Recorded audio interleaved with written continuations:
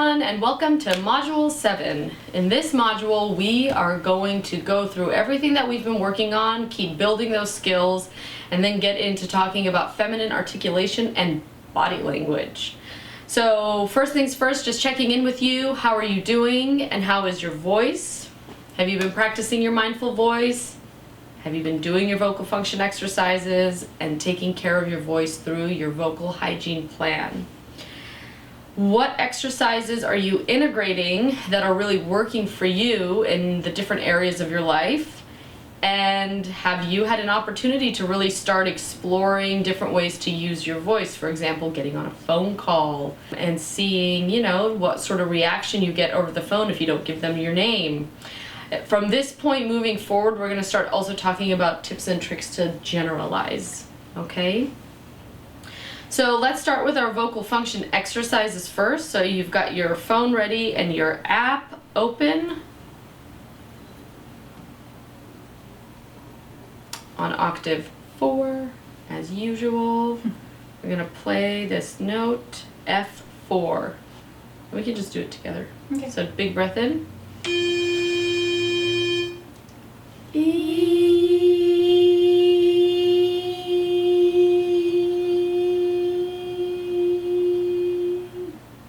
Nice. We could start like an a cappella duo. Right?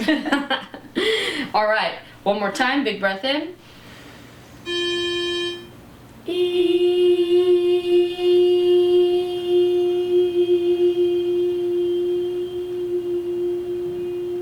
Very good. And now for the power exercises, or not the power, the pitch glides, we're going to take a deep breath. I'll do one and then you do one. Okay. Okay? No.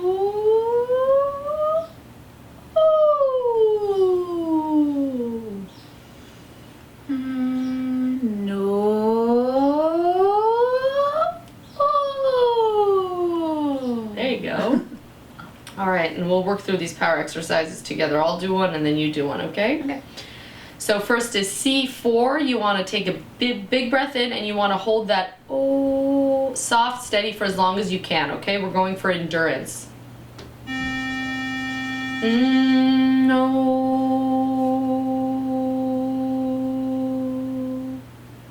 D4 for you. No. E4 for me.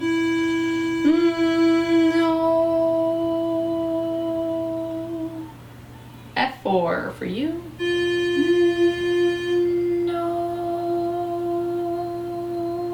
And the last one is G4 for me. No. All right, now that we're all warmed up, let's go right into our resonant voice work. So we've been working through the humming, the consonant vowel blends for M and N, okay? These are, and then we're working into the nasal focused single syllable words, nasal focused multi-syllable words, and then moving into orally resonant words, phrases, sentences, and conversational speech. You should be cycling through that hierarchy every day when you're practicing, okay? Some tips and tricks to improve your oral resonance, because we don't want you to be too nasal, we want you to get oral with your resonance. As always, we talk about that yawn sigh. It's using an oral posture that mimics a yawn with the open mouth and throat space, and it slightly lowers the larynx, which is okay. The cue is to yawn. And on that exhalation, you notice your throat opening up as you're producing a really relaxed sigh, and then go right into that hum. So let's put that all together and start our first resonance exercise to find our forward focus with humming using that technique. So yawn.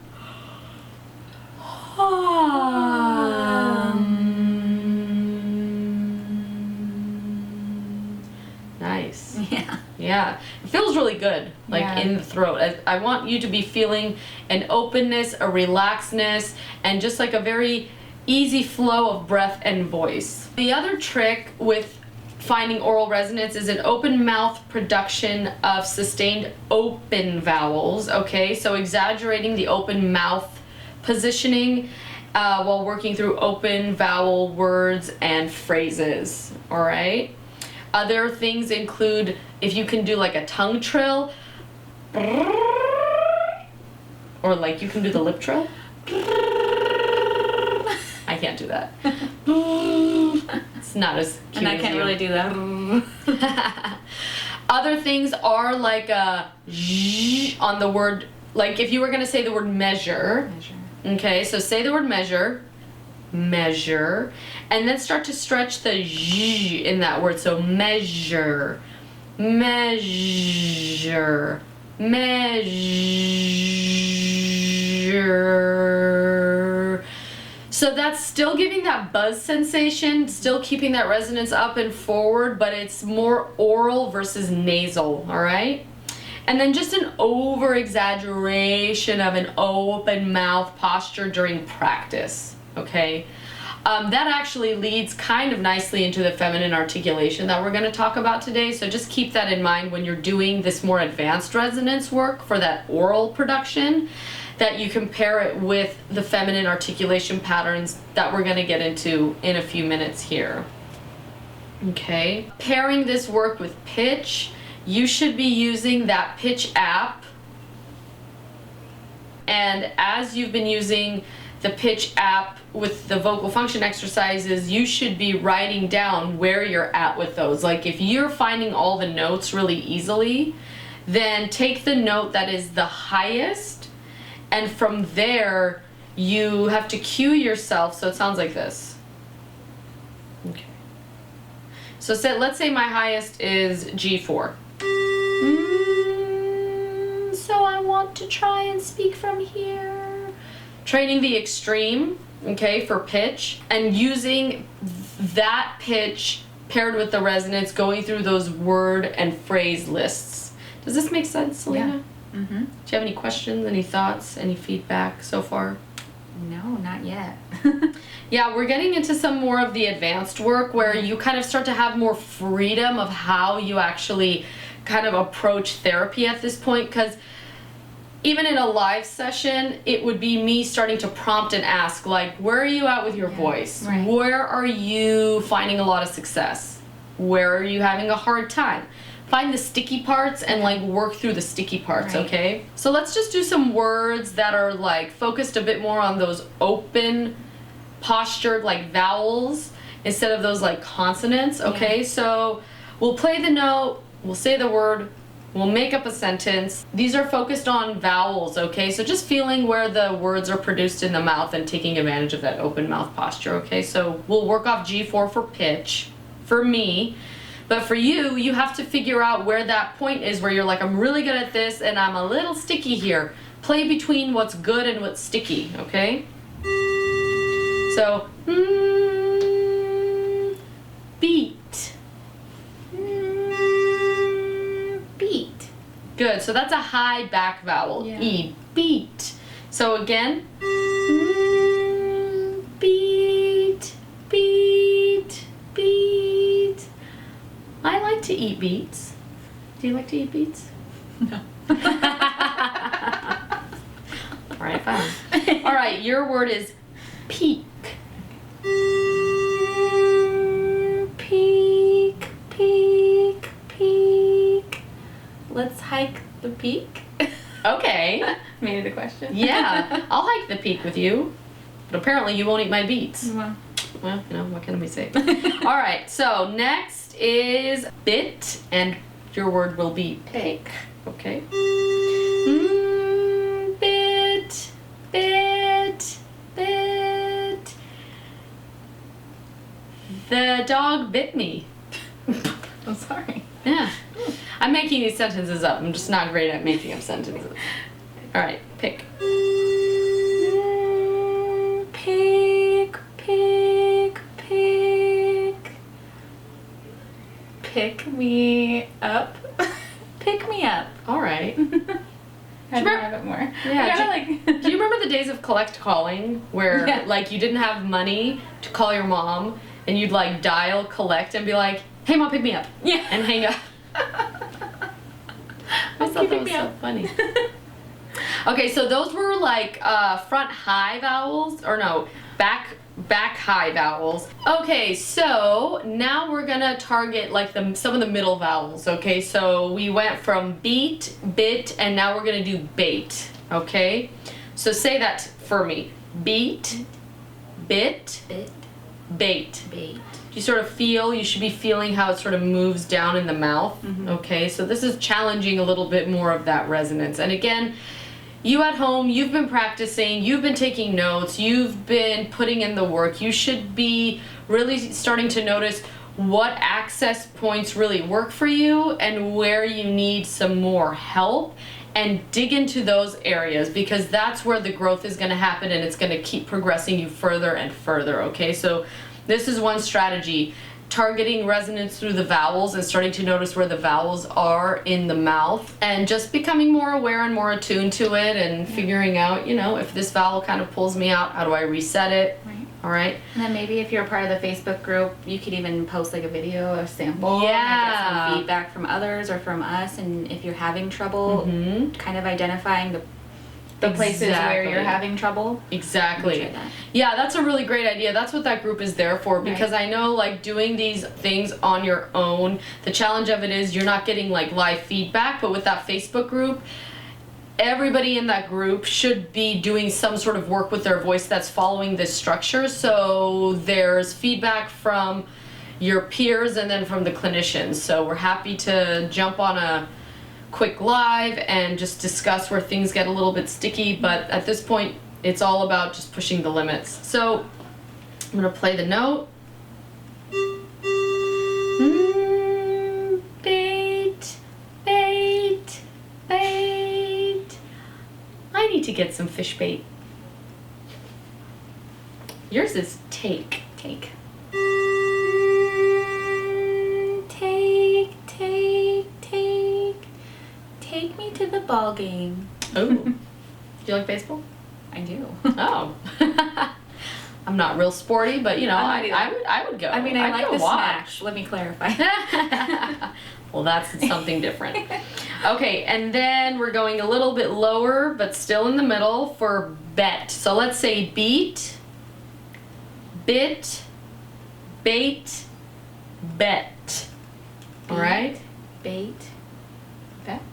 Beat, Beat. bit, Bit. bait, Bait. bet. Bet. All right? I feel those. Bet, bet, bet. I bet you, I don't know what. I bet you. All right. And then let's have you do peck. Peck. Peck. Peck. Peck.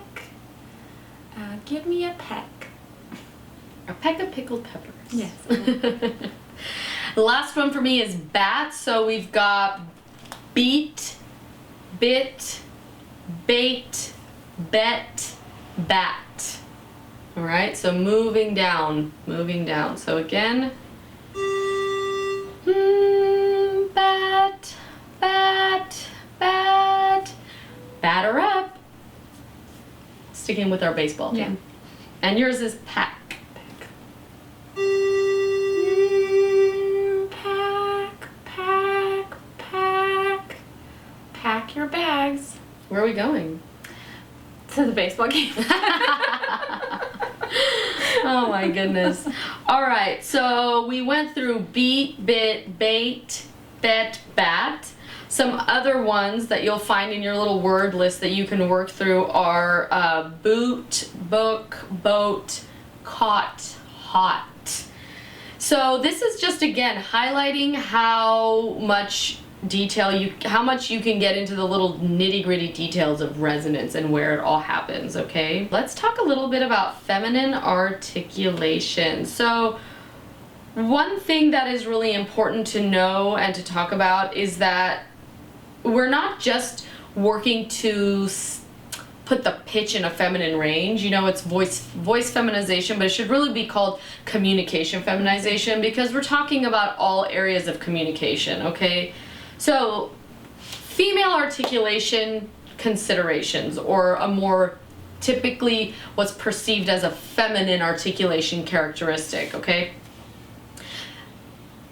Easy onsets. An easy onset is when you start your speech with a more breathy, flowy, light contact to the articulators. The articulators are your lips, your teeth, your tongue, your cheeks, your hard palate, your soft palate, okay?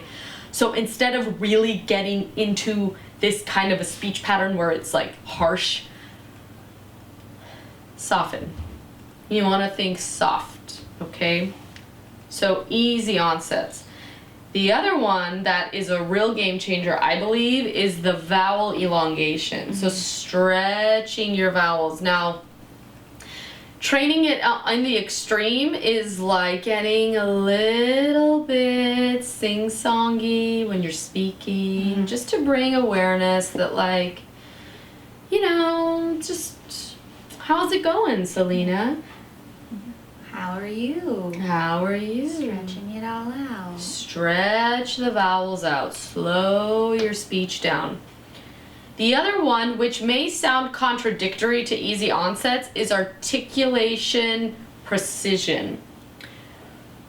You want to really enunciate your words, but you want it to be like a light tap, like little light taps. You know who does a really good job of this? You know Laverne Cox? Yes. So I was listening to her speak, and the most feminine thing that she does to me, looking from like a clinical perspective, she's got really beautiful articulation patterns, and her rate of speech, meaning she's slow, she's precise, but she's got these like really pretty light contacts. And I think that really lends to a really like feminine perception of her speech. Yeah, absolutely. Yeah. Because I do feel like her pitch is a little bit lower, but that quality is like really what I think. Like I think her voice is feminine. I can categorize it as that, you know. So I agree. I would say that she's got very feminine communication, but I think where the access point is that articulation and the stretch in those vowels and the way that she, you know, also like moves her body too. And that's what I mean when I say like this should be communication feminization, not just how do I raise my pitch, but how do I bring an overall essence of femininity, or, you know, if you want to bring neutrality, like you can play anywhere you want in this range. This isn't just about like be feminine. This is find what works for you and brings out the voice and communication that you feel is the most true to who you are, right? Right. We highlight feminine communication here because we want to make sure that that's addressed, so anyone that wants to go into that direction can, but it can also be pulled back into a very like non-binary, non-gender conforming space, and the reverse can also be done if someone's interested in voice masculinization. But yeah, she's a great example of someone who has very pretty feminine articulation patterns.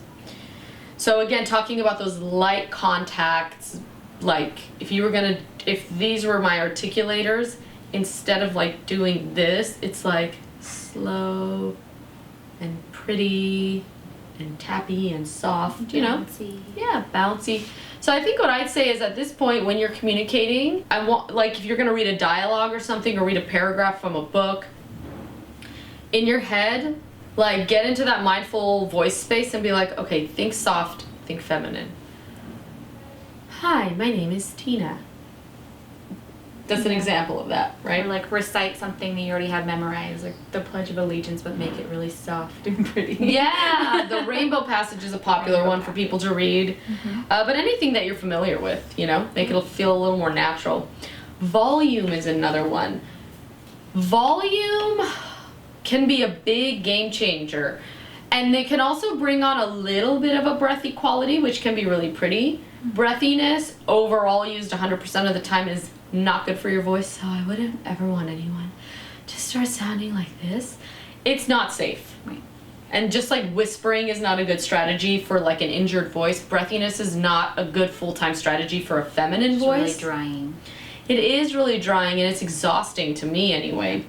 However, used strategically and safely to start your words softly, it can be a great strategy. Think of these as tools in your toolbox. Yeah? And then the last one is the rate of speech. This kind of pairs with the vowel elongation. Some people tend to talk really fast, and that's just, I mean, I think overall that's not a great way to speak. So if you can slow it down, bring the volume down, stretch your words, and just tap really precisely into the articulation, I think you're gonna really shift the way that you're perceived when you speak. Feminine body language. I don't find a lot of people having a lot of issues with body language, only because I think it's easy to watch what you like out there in the world and start to sort of think about how to mimic it and then integrate it into your way of existing. Right. But some ideas that I've had, and some things that are just known to be, again, traditionally seen as feminine. Females tend to have more fluid and continuous hand and arm movements. One trick, and I've actually just noticed this for myself, is if I get a manicure, I'm more likely to use my hands and showcase them, so to speak. So one trick I've kind of given to clients is go get a regular manicure and just start incorporating your hands. You know, they'll look pretty, you want to show them off, and it kind of inspires you to just sort of talk with your hands a little more. Facial expressions, feminine facial expressions. How many emotions can I demonstrate on my face in the next 30 seconds? But really, you know, like being expressive with your face and giving appropriate eye contact is really important too. Arm movements that originate from the elbows to the fingertips, we talked about that. So thinking about elongating and even down into like bringing center of gravity like to the hips when you walk. And then when sitting, you know, crossing the legs at the ankles or at the knees, making sure that the knees are kind of angled towards the person that you're speaking to and leaning in.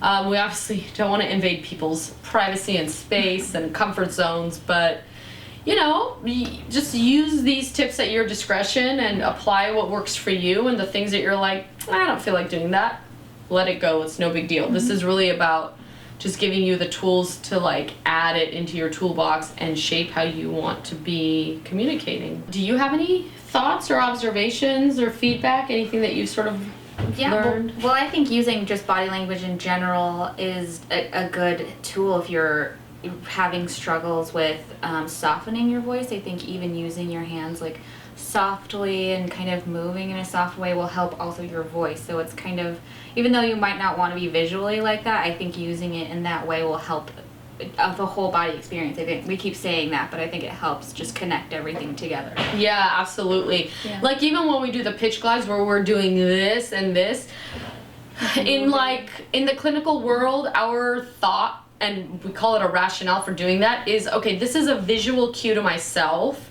So if I'm like talking and I'm practicing and I'm gonna read a dialogue and I'm just, you know, flowing with my whole body and my hands, this is a visual reminder to myself to slow it down, keep it light, keep it, you know, precise. Absolutely. It's that integration of a whole body experience, because you want to embody what your goal is. If you want feminine speech and articulation patterns and a feminine voice, you have to embody it totally. It's not just, you know, it's not just restricted to here and like what comes out of your mouth.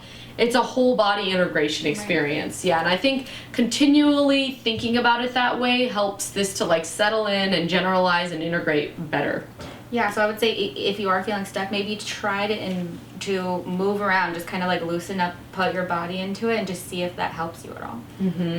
Even like getting maybe a script from like a movie, I think I said this, but like walking around your house, like pacing around, like getting fully into it, walking with the center of gravity in the hips, pausing, standing, taking different positions that are kind of aligned with like what the monologue might be, to just really try to evoke that like range of emotions and range of communication, and just see where you can go. Again, the time is now to play and be very, very playful in your private, self-directed practice.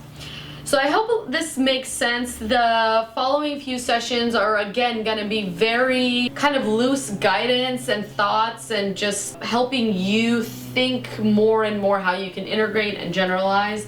And again, if you've got questions, thoughts, feedback, that Facebook group is there for support. We're here for support. Send us an email or message us on social media, and we'll see you in the next module.